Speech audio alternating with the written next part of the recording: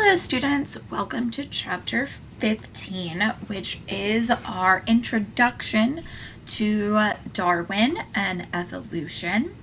It includes 3 sections, and this chapter is included on exam 4. So let's get started. The first thing we have here are our objectives for 15.1. It's to describe Darwin's trip aboard the HMS Beagle and some of the observations he made, and then identify some historical figures and their viewpoints before and during the development of Darwin's theory. So right now, take a moment and rank your already brought into this class knowledge on a scale of 1 to 5, and then come back after this lecture and see if that score has improved. And then you will know where you should go back and do some studying. So let's take a look first at the history of evolutionary thought. So before Darwin and his ideas of evolution and natural selection, the view of the world was that nature was determined really by religious beliefs. And these were these intractable truths. There was no experimentation. There was very little observation. It was a much more deeply seated belief. And then over time, biologists began to accept different theories about evolution, which is really just a change in a species over time. And evolution is actually a unifying idea in biology because it explains why there is so much similarity or unity in living things, as well as how we've gotten the diversity of life. So again, those similarities are just between living organisms and their recent ancestors, and the dissimilarities are reflecting a more ancient ancestor. So let's take a look at a few individuals that really influenced what Darwin came to discover.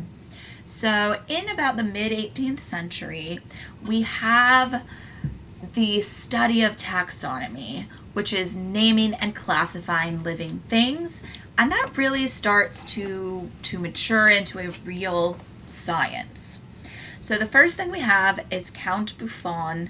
He is a French naturalist, meaning he studied the natural world, and he wrote 44 volumes about all of the known plants and animals that he could imagine and study and tell you something about. And he provided evidence for evolution and even suggested some mechanisms that were part of the environment and living things struggle to survive. Next up, we have Carl Linnaeus. He believed in the fixity of species.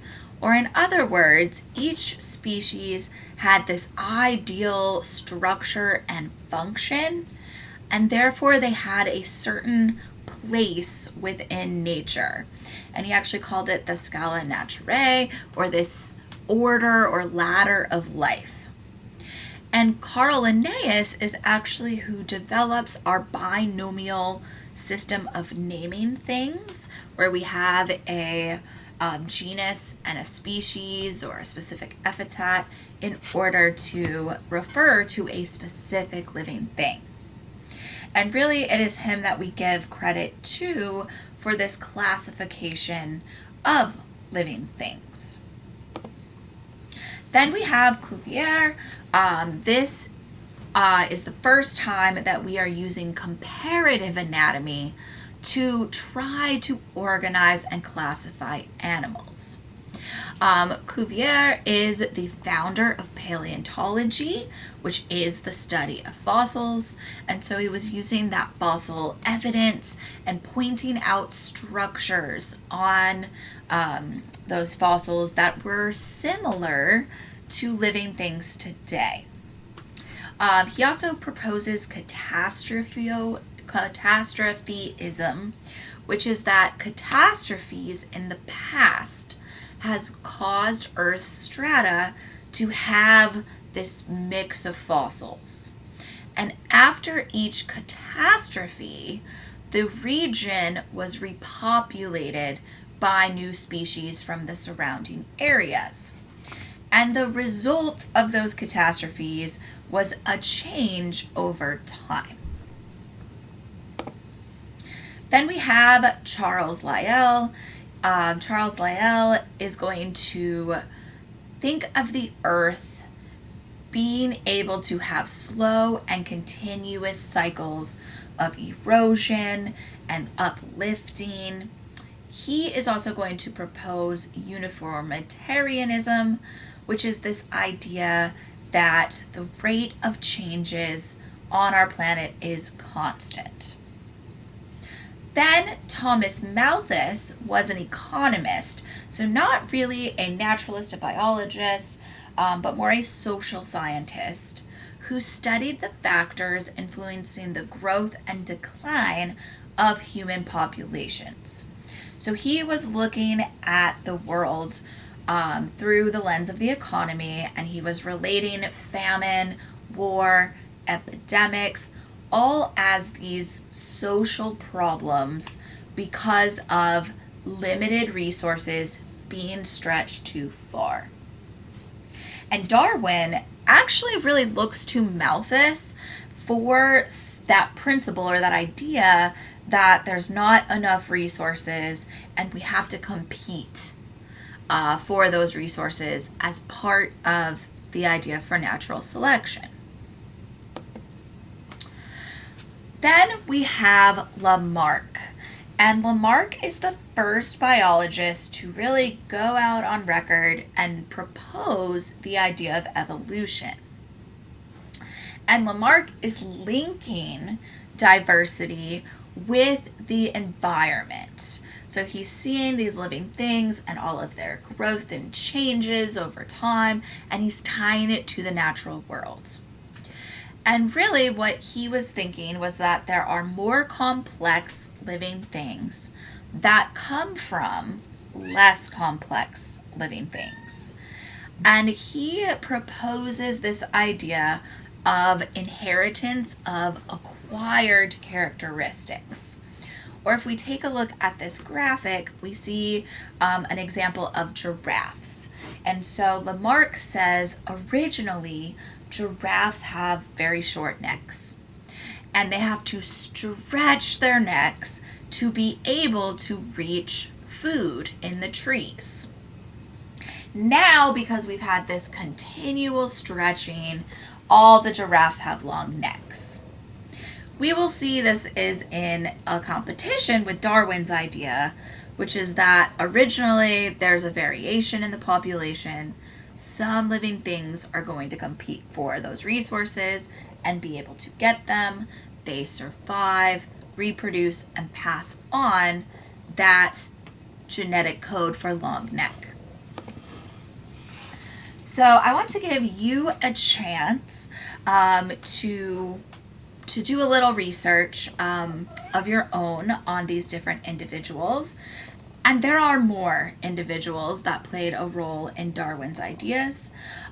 So if you are in my online class, you can obviously stop this video and have as much time as you need. If you are in my in-person class, we're going to have about 20 minutes. So you're going to submit one of the following activities on the D2L under assignments. You will get a participation score for this. If you are in my in-person class, you can work alone or in partners. So option A is that you can create a timeline. So, start at 1700 whatever and move to Darwin's time and include at least 4 of the individuals mentioned in this section. You can include more if you are finding more people that interest you. And you should include when they were born, when they died, if you can find those, and then when did they make their biggest contribution? For example, when does Lamarck propose that idea of acquired characteristics? Choice B is pick any three of those individuals that we just mentioned, or you can choose another person, but at least two of them should be from this PowerPoint. Compare and or contrast their influential discoveries. You could write paragraphs, you could create a slideshow, you could make an infographic. I'm leaving it very up to you. And then the third option that you can choose from is that you create some sort of quiz about these influential people.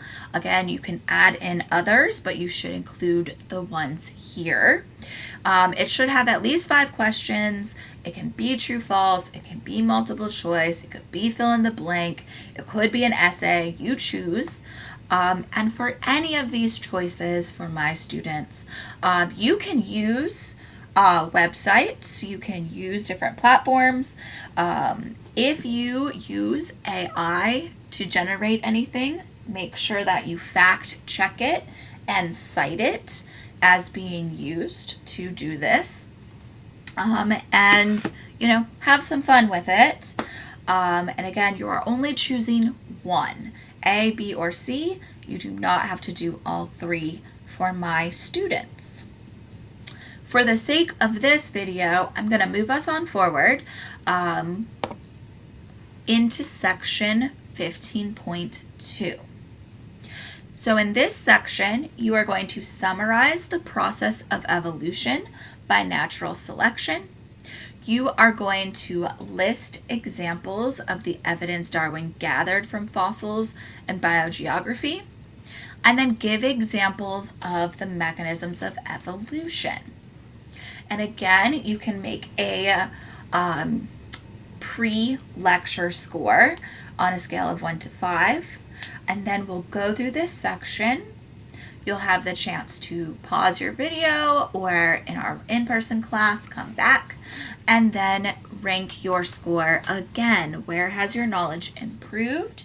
And then what objectives do you need to go back and do a little more studying and practice? So the first thing we should look at is Darwin's idea of natural selection. Charles Darwin comes from a family of naturalists, or people who studied nature. And even as a child, Charles Darwin was fascinated with nature and was an avid collector of insects. He does attend college and work with several well-known scientists and botanists and ecologists.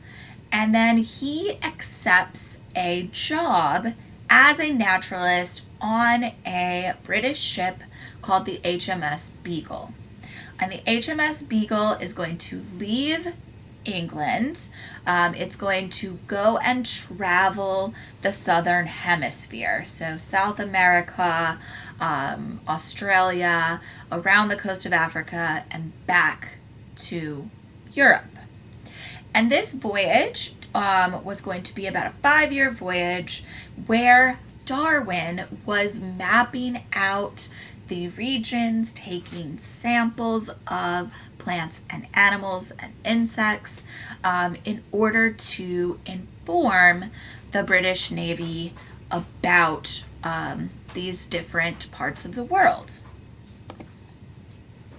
So during his voyage, Darwin observed huge global or geological changes. So one thing he got to see specifically in South America was that these beaches were raised up and that there were these layers of sediment that were holding bones and fossilized shells. And as far up as, the tops of the Andes Mountains, there can be these fossilized ocean animals. And that got Darwin thinking, how did those living things get up there? Why are their remains, lifted up? He also was able to collect fossils of Glyptodon and a ground sloth Mylodon, and he observed again those marine shells in the cliffs of the Andes Mountains. And to Darwin, this evidence suggested that the Earth is not a few thousand years old like what was believed at the time, but that Earth was actually very old and that living forms could have descended from these extinct fossilized things he was finding. And so he himself gets out of this idea of fixity and instead starts to believe that species can change over time. Darwin is also able to make biogeographical observations. Biogeography is the study of the geographic distribution of life on Earth, and the distribution of species gives us some idea of past geological happenings, or really like the movement of continents, or how a river forms, or how a mountain forms. And we're able to then sort of piece together a history of those continents or that landform. So while he was traveling around the southern hemisphere, Darwin noticed that in similar environments in South America and in Europe, there were some similar looking animals. So for example, we have this Patagonian cavy, which was similar to the European rabbit. And these are the animals that he would have seen. So I'm going to encourage you, take a moment and list things about these creatures that are the same. I'll give you a minute.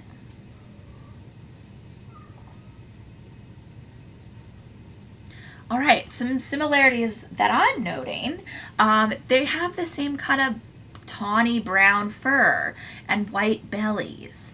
They have eyes on the side of their skull and big ears. They have a large nose, right? And if they are living in environments that are similar, then it may make sense for them to have these same characteristics to be able to be successful in those environments. And that's what Darwin was noticing and realizing. The most famous place that Darwin is most well known for, the Galapagos Islands. The Galapagos Islands are a small group of islands that are off the coast of Ecuador. They were created by volcanoes that were undersea and made these land masses.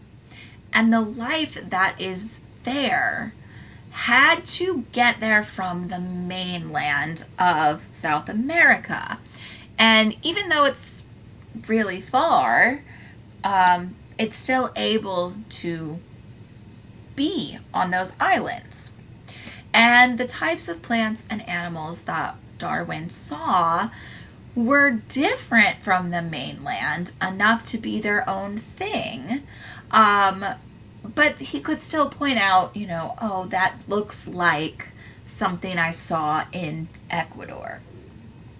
And what was even more important to Darwin is island by island, there were differences among the living things there.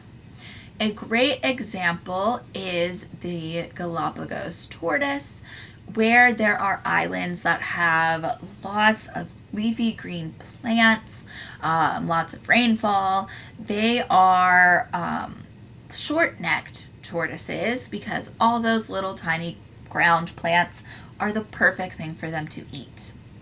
Meanwhile, there's some more deserty, rocky, not as quite plants with lots of rain to support them.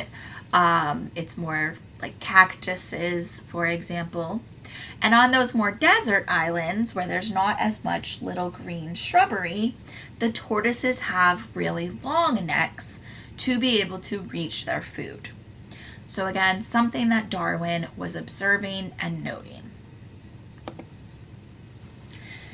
So Darwin sees all of these things on his journey on the HMS Beagle. He gets back to Europe and he's really analyzing this for quite some time. And he's getting help from some other naturalists at the time. A person to note is Alfred Wallace. And throughout his communications and his time to really think on this, Darwin starts to believe that variation is necessary in a population. And then something that he calls natural selection operates upon that variation. And then we are now getting into this idea that we can have a population change over time. That being said, there is some limitation to what Darwin could know. Modern science now understands genes and the environment that determine the physical appearance of a living thing, and we have a lot more information about the genetics and how genetic variation can be harmful or helpful or neutral. A variation by itself, we think a mutation is always bad, but it doesn't have to be bad. Harmful variations end up being eliminated from our population. Beneficial or neutral variations are maintained within a population. And a really important thing that we need to note, and that even Darwin noted, is that natural selection on its own doesn't have a goal. Evolution is not going towards a finish line. There's no, natural improvement. It is just working with the environment and that variation within a population for what is going to make that living thing able to survive right now. What is the best set of characteristics right now? And that is a really common misconception, that we are pushing towards the finish line for evolution, but it's just, a mechanism. So we have this idea of Darwin thinking of, biogeography, thinking of fossil evidence, thinking of living things he saw back home and saw while he was traveling, and we get this idea that there's variation in a population and it can change. So Darwin also realizes that if all offspring born to a population survive, there would never be enough resources to support that growing population. And he does some calculations about an elephant population in order to come to this conclusion. And because he realizes not every living thing that is born in a population can survive, well, we must have living creatures compete for limited resources. If we are competing for those resources, well, some individuals will be able to get more resources and some won't. If an individual has those favorable traits, those favorable variations that let them compete better for those resources, well, then they're going to have more resources to devote to reproducing. And the term fitness has been used to describe an individual ability to reproduce successfully compared to the other members of their population.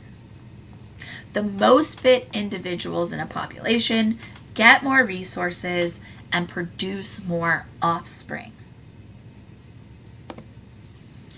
And then, of course, over time, we see that there are more individuals in a population with those beneficial traits. And then we can call this an adaptation. An adaptation is just any evolved trait that helps an organism be more suited to its environment. So if we kind of take a look at a penguin, take a look at a manatee, take a look at a sea turtle, what are some things about these three creatures that are the same? Maybe you said, well, they all live in water, they all have flippers, they're all streamline shaped. That would be a very good observation. And what scientists now note is that adaptations like flippers and a streamlined shape are convergent evolution. Unrelated living things that are put into a similar environment can display similar characteristics over time because that is the best characteristic for that environment. A penguin, a manatee, a sea turtle, all living in water, those flippers are the best way to swim and get around, so they all have that, even though they're not closely related. A penguin is a bird, a manatee is a mammal, a sea turtle is a reptile. It's also good to note that evolution does have other processes besides natural selection, but natural selection is the only process that gives us adaptation to the environment. Now, if you're curious what those other processes are, that's coming up in some future chapters that we will study.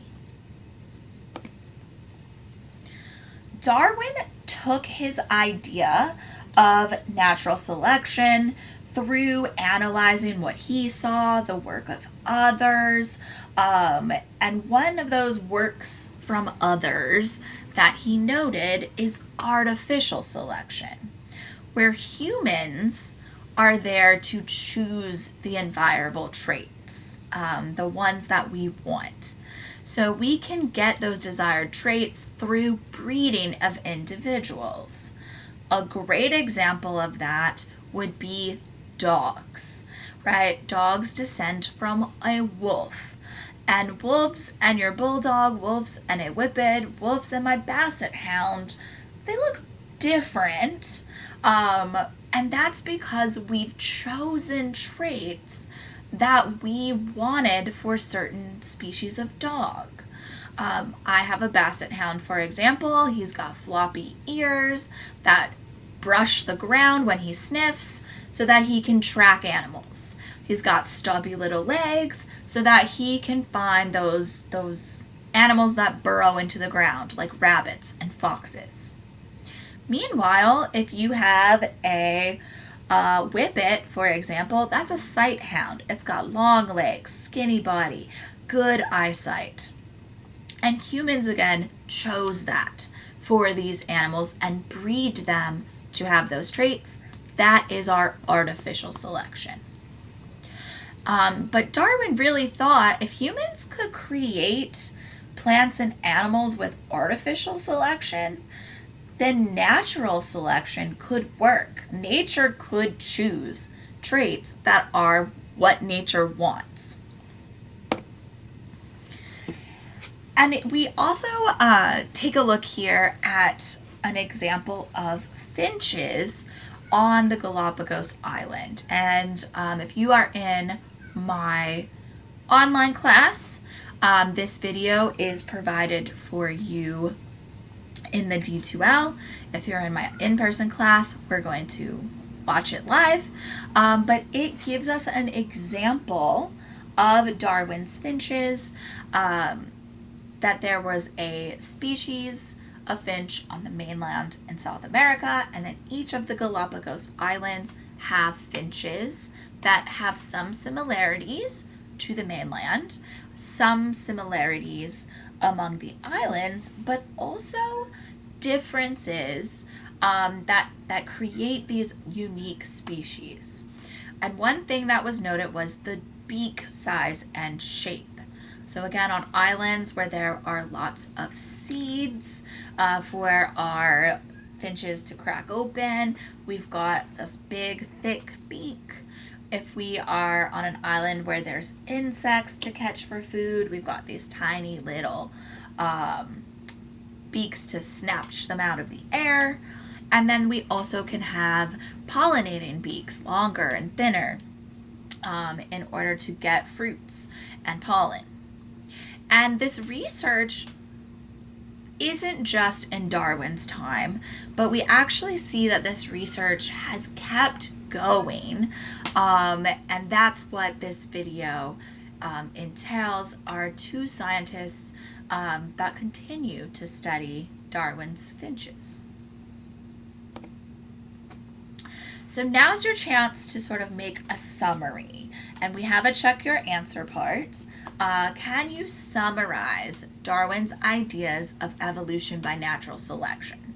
Your goal is to create sort of 4 bullet points. Step 1, we need this. Step 2, we need that. Step 3 is this. Step 4 is that.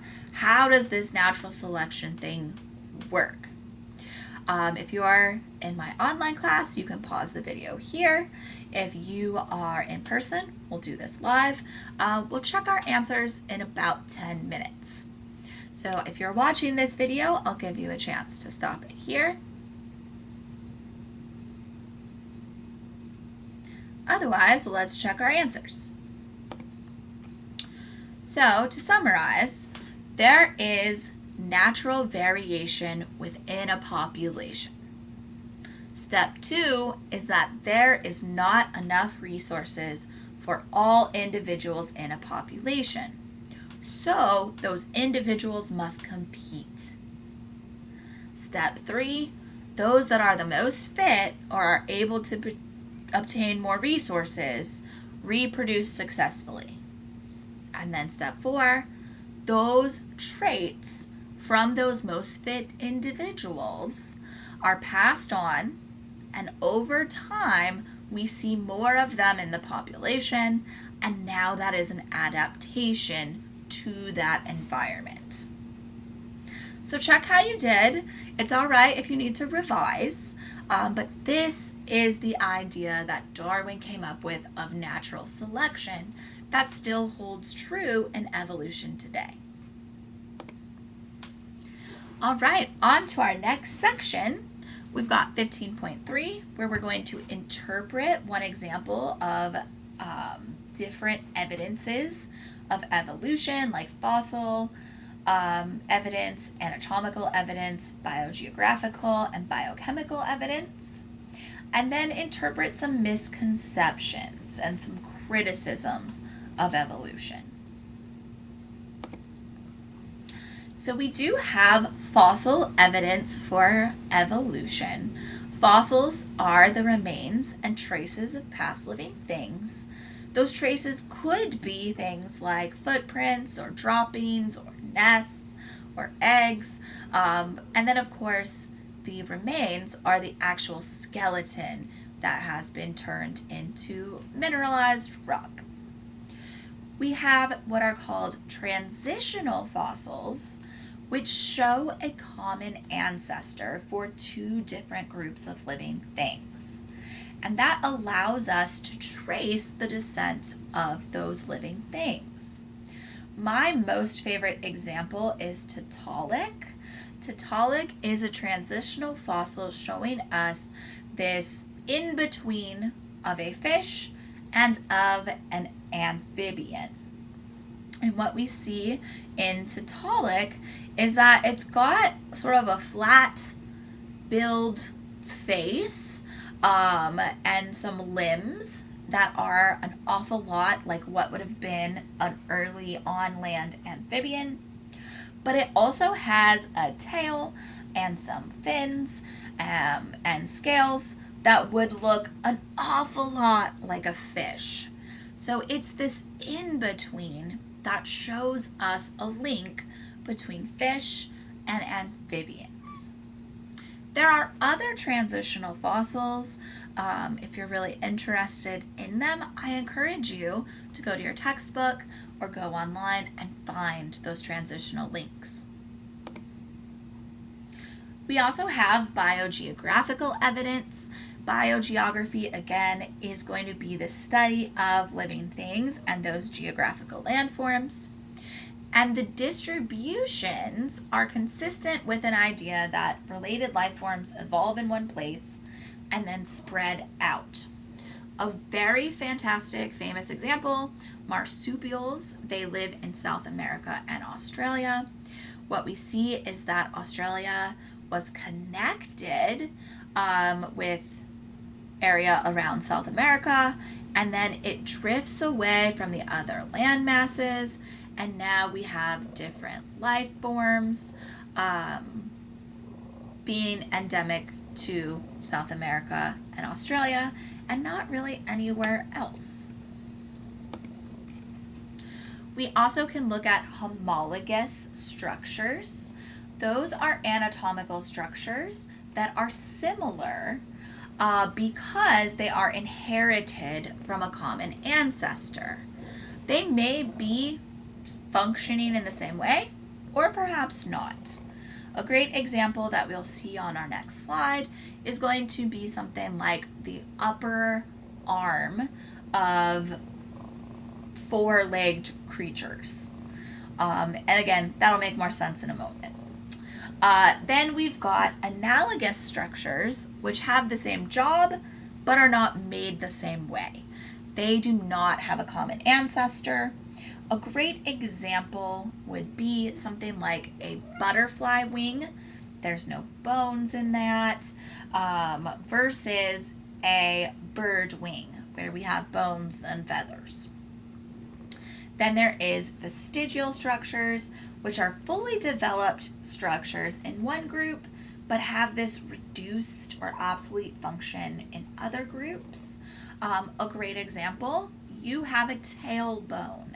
Even though you do not have a tail, but one of our closest relatives, other primates, they have tails.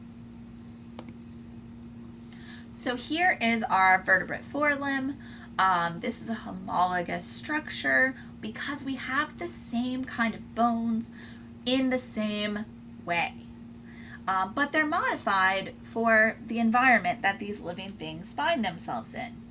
So you have an upper arm bone called your humerus. You have two lower arm bones in your forearm, your radius and your ulna. You got a bunch of tiny little wrist bones, and then you've got finger bones. If we then looked at a horse, it's got that same setup where we've got one big upper arm bone, two middle ones, lots of little tiny wrist bones. Same as your cat. Same as a whale with an upper, two middle, lots of little wrist bones. Same with a bat. Same with a bird. Even though a bat and a bird are going to have modifications to help it for flight, a whale is going to have modifications for swimming. A cat and a horse have their forelimbs modified for walking or running. And human, you have yours adapted to grabbing things and holding them. We also have embryological development as an evidence. All vertebrate embryos, so things with backbones, have a post-anal tail. And it is just then what happens to that tail as development occurs that shows differences. We also have what are called pharyngeal pouches. That is in our throats. And again, some living things will develop gills, some will develop lungs, and inner ear, and it just depends on the living thing what those become. And the more similar the development, if we look at this example here, between a fish, salamander, tortoise, chicken, and human, the more similar that development from a zygote to that fully formed, baby, whatever it is, that shows us more relatedness, and then differences, again, show us different evolutionary pathways. We also have biochemical evidence. Basically, these are what are your biomolecules looking like?